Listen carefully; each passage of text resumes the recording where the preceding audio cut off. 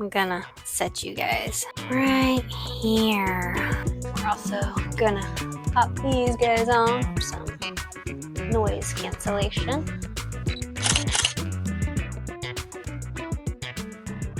Right, everyone, welcome to today's video. My name is Dr. Ray. This is my office, and we're gonna do a little impromptu review today because we have some extra time, and we need to make the most of our time, right? Today I think we're gonna do SquarePet. I had kind of been playing around a little bit with the website, and I think I got a pretty good handle on it. That we can go ahead and do this review. So those of you that are new, my name is Dr. Ray.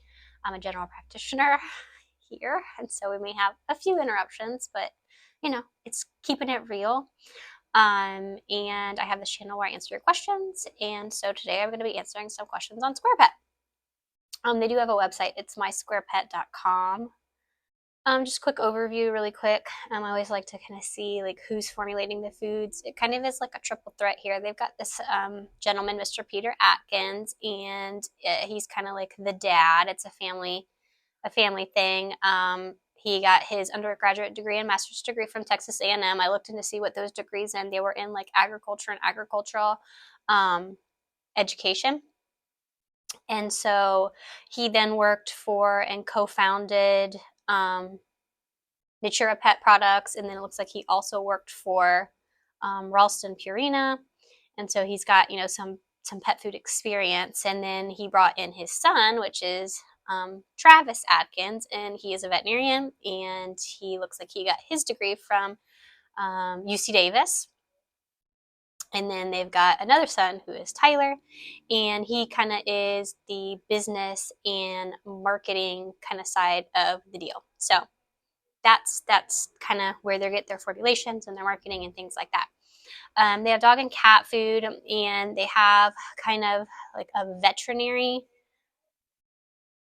kind of diet, so low fat, a sensitive skin, a joint, ideal digestion, low phosphorus. They have similar for cats. They have actually for cats they don't have as many.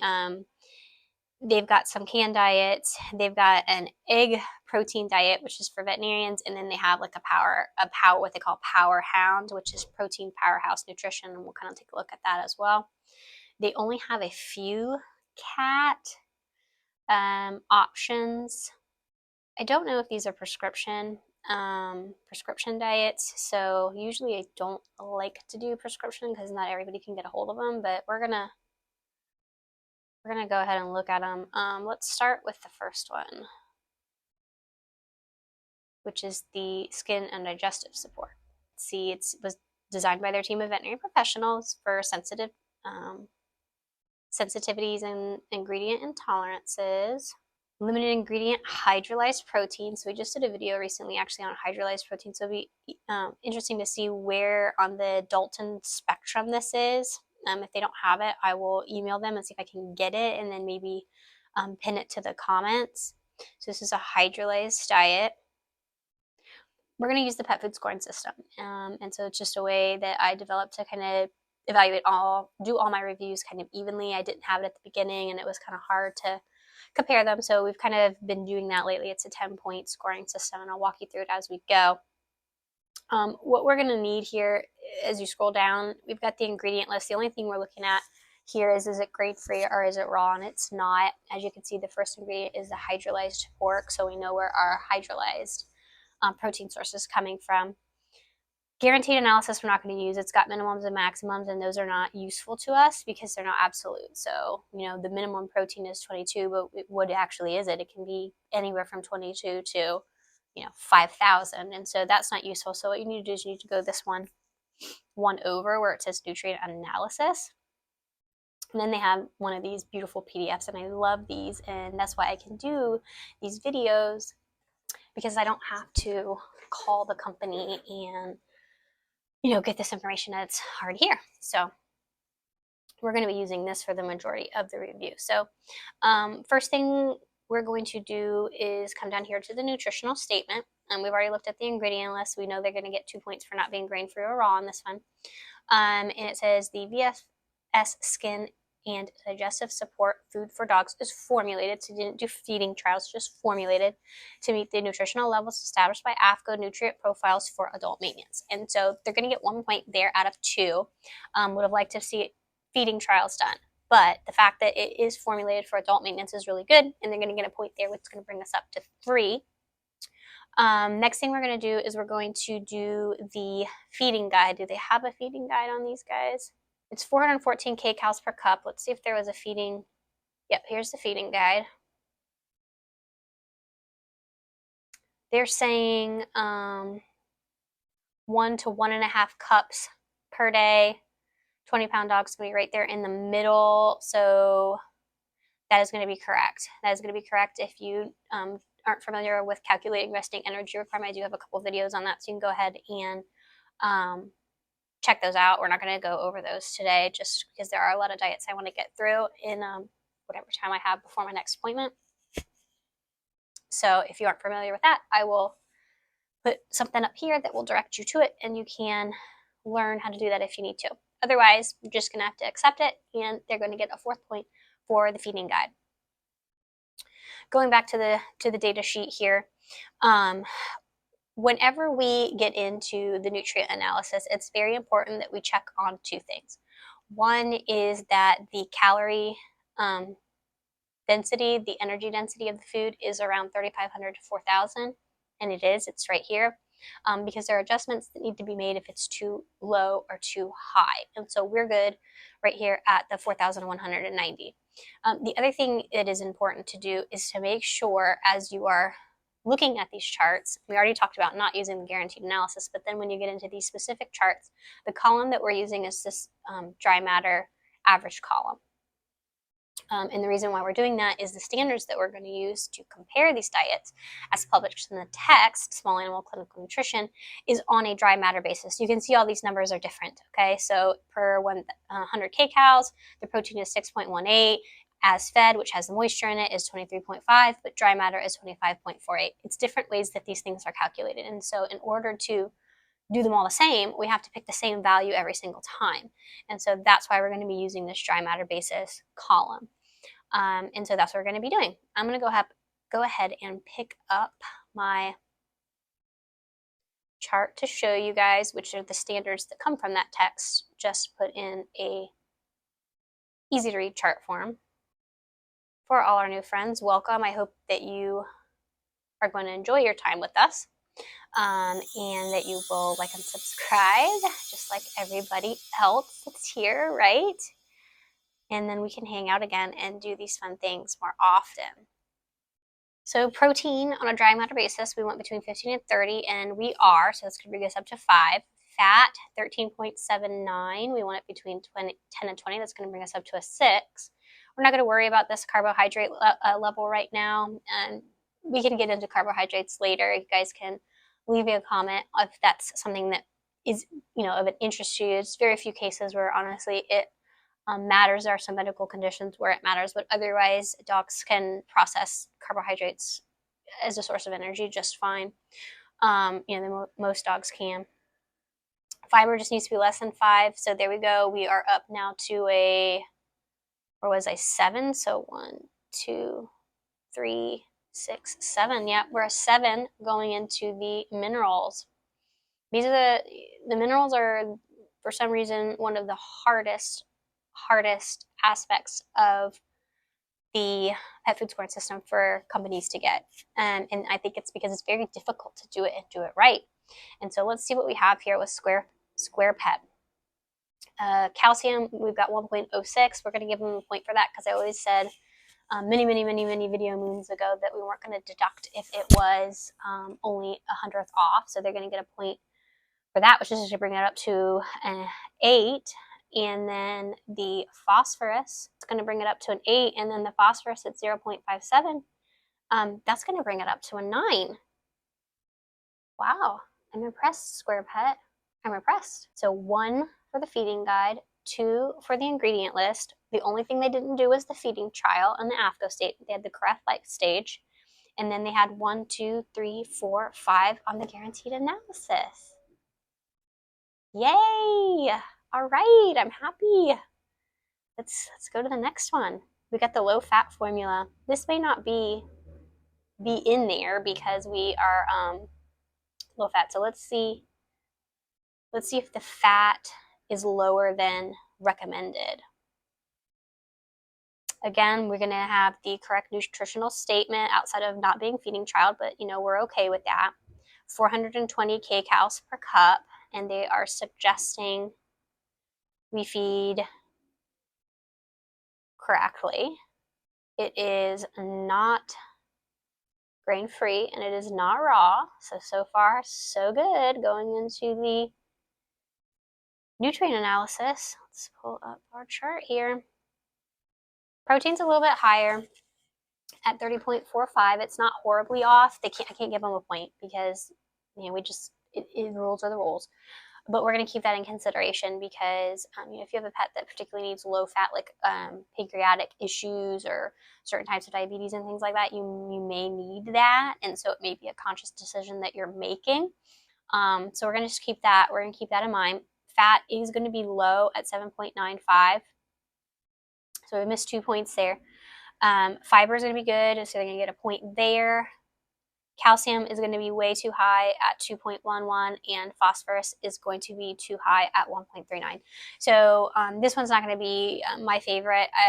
We can do some comparisons on maybe some other low-fat diets. Again, I don't know if this is like a prescription formula, and that's why it's a little bit out of what I would have liked. But yeah, this one's not gonna fit the bill. It's gonna score low on the feeding score because it only got 1 point in the guaranteed analysis or nutrient analysis. Let's go to the next one. So far, I do like this skin and digestive support. Ideal digestion. It's got a Frenchie on there, so let's do that one.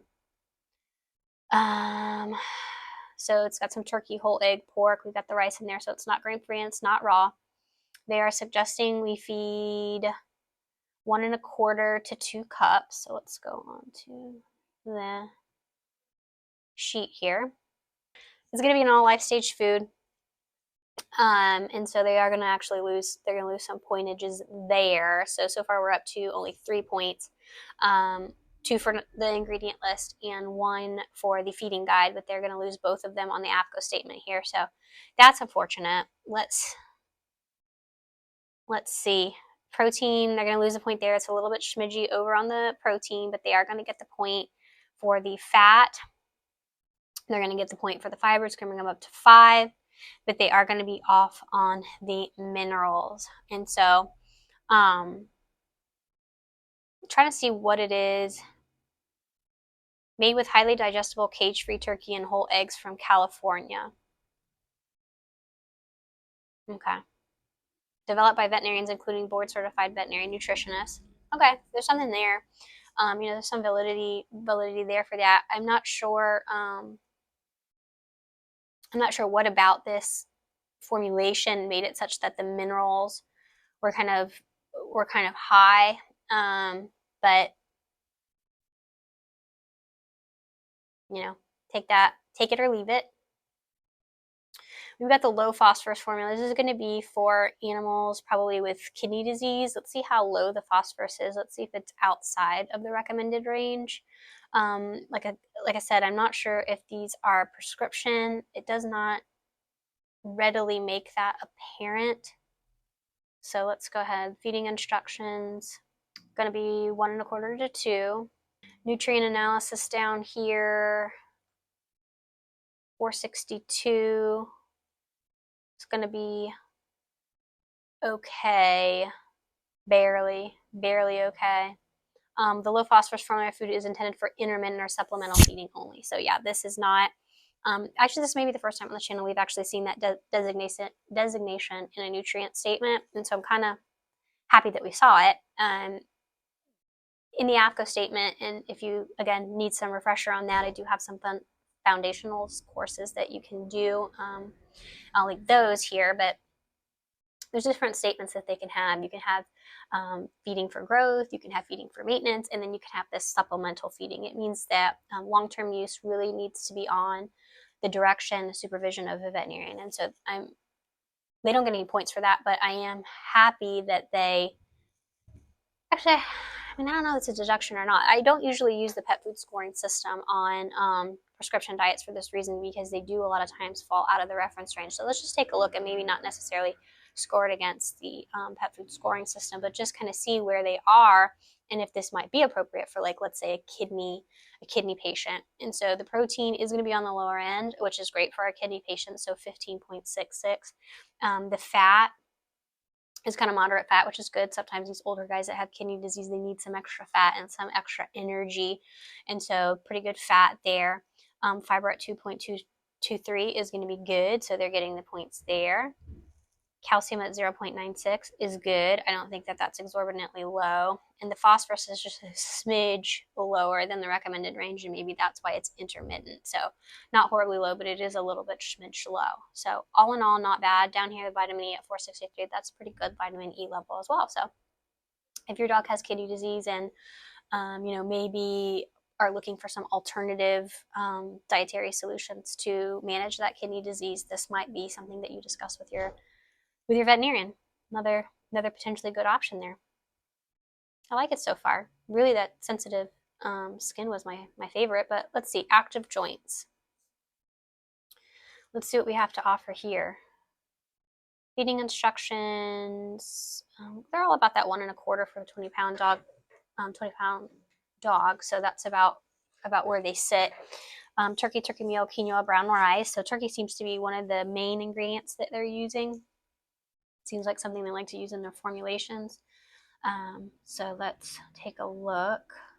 Got a good metabolizable energy. This is another all life stage food. So they are going to lose 2 points there. So they get 2 points for the ingredient list, but then they lose 2 points on the AFCO statement, because ideally we don't want all life stages. We want them to be particular. Now, I know some of these prescription diets will make them all life stages on purpose to be able to help treat. It's my refrigerator alarm. Welcome to work. Okay, they will make foods all life stages so that all pets can benefit from them if they need a prescription formula. And so sometimes that is the case. Let's pull up and see where we are if we're feeding this to an adult. So we're over on protein for an adult. We're okay on fat for an adult. We're okay on fiber for the adult. Yeah, and the calcium and phosphorus is high, and that's because it's all life stages. So they had to put enough protein and minerals for a growing puppy, which makes it not ideal for an adult dog. So I think if you have a dog that has some joint issues, there may be other ways to achieve the goal of having joint support. So you could do like adequate injections or different type of oral glucosamines. You can supplement the omegas and things like that. So I don't know that I would sacrifice the mineral content necessary to have those added benefits, but there's that one. There's that option for you guys. Then we go into the can. I'm not going to go into the can because they're the same formulas. I'll go ahead and I'll do the digestive one, just because or the sensitive skin and digestive support, just because it scored really well, and I'm curious to see if the can does. We can do that because we're going to be using the dry matter basis, okay? So let's not forget that important part. So when we go to the nutrient analysis, content is pending, so we can't do it. Okay, well maybe if SquarePet is watching, they can get that information to us, because that would be interesting to know, because I know a lot of you guys mix your canned and your dry. Let's see what the PowerHound is. Red meat for dogs. Okay. Do they have what we need? No, content pending, so we're not going to be able to do that one. Yeah, content pending.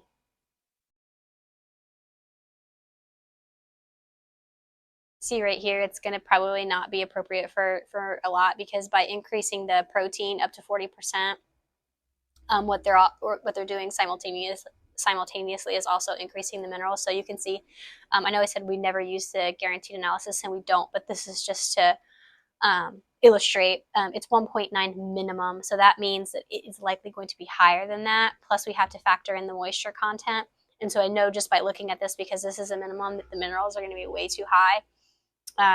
And so not likely. Let's check the red meat one. It's just cheat. We're just going to do a cheat code here. Same thing, too high on the minerals. So still favorite is going to be that skin and digestive support. Let's see the egg, the square egg. That's funny. It would have been funny if they made the egg a square. Nobody would have known it was an egg, I guess, then. So this is their Perfect Protein Powerhouse. Perfect Protein vegetarian dog food. For you guys that are out there that are vegetarian, are eggs, are vegetarians okay with eggs? I thought they weren't. I guess there might be different feelings among vegetarians on that. If you're vegetarian, let me know if using eggs in the dog food is okay, and still calling it vegetarian. 363. That says 3 total purines. That's not what I want. Nutritional statement. Square egg food for dogs is formulated, and again, all life stages. So we're going to lose 2 points there. But we do get 2 points for the ingredient list, not being grain-free or raw. And then let's pull up our thing here. Smidge over on the protein. Not a whole lot, though, so we'll keep that in mind. Move this over a little bit more. Fat at 19.7. We're going to be good, so we're going to get a point there. Fiber, we're going to get a point there, but calcium and phosphorus are going to be over, so they're going to lose points there. So they're going to lose 3 on the guaranteed analysis, and then they're going to lose 2. So that means the highest that it could get is a 5, even if the feeding guide is correct. So I don't think the square egg is where it's at for me. So that was a dog. I think all you guys on my little Nutrition Nation could probably agree that the best one that we saw was the sensitive skin and digestion. Let's go on to the cat. There weren't very many options for the cat. We had the Power Cat turkey and the Power Cat herring. Let's see if the values are there or if they're going to say coming soon. All right, not available on the Power Cats. I love that name. It's funny. Power Cat. I want a client to come in and tell me that they feed Power Cat. All right, let's just see. We'll do the little trick, and we'll see if it's all life stages, and we'll see what the minerals are if we can find it on the package, on the guaranteed analysis, because we'll know immediately. Yeah, look at the minerals. Minerals too high. Minerals too high for cat. Don't have the AFCO statement here. Let's see if we have it on the package. Satisfaction guaranteed. It says Power Cat is formulated for nutritional levels for all life stages. So, we don't have the full workup here for the Power Cat, but all indications are indicating that it's probably going to be suboptimal to some of the other options that we saw, but maybe we will be able to revisit this. You guys keep a lookout on it. You guys are really good about letting me know when things have changed. So if anybody out there, in the future, as long as this video is live, finds out if they actually publish that nutrient analysis, then let me know. And so I hope you guys enjoyed SquarePet. I think the take-home message here is that if you are looking for a pretty good option with low minerals, actually very surprisingly low minerals. Actually, it may even be low enough minerals for a senior. Should we do that really quick before we sign off? Because the mineral content in this one actually was quite impressive. Let's do that, because I know a lot of you guys crave senior options, and it scored a 9. So let's see if it can score a 9 or close to a 9 for a senior. Again, I don't know if these are prescription. The protein's gonna be a little bit high for a senior. The fat's gonna be good. The fiber's gonna be good. Minerals, a little bit high for a senior as far as the calcium goes, but the phosphorus was pretty good. So for a senior, that's gonna score the only thing that, we'll just do it this way, the only thing that it's gonna lose points for is gonna lose points because it was formulated. It's gonna lose points for the protein. It's gonna lose points for the calcium. So it's going to be a 7. It would be a 7 out of 10 for a senior, but a 9 out of 9 for an adult dog. So hope you guys enjoyed. Thanks for hanging out with me today in my office and filling a little bit of extra time up with me. Please be sure to like and subscribe before you go. Don't forget to do that. And we'll hang out again real soon. Bye.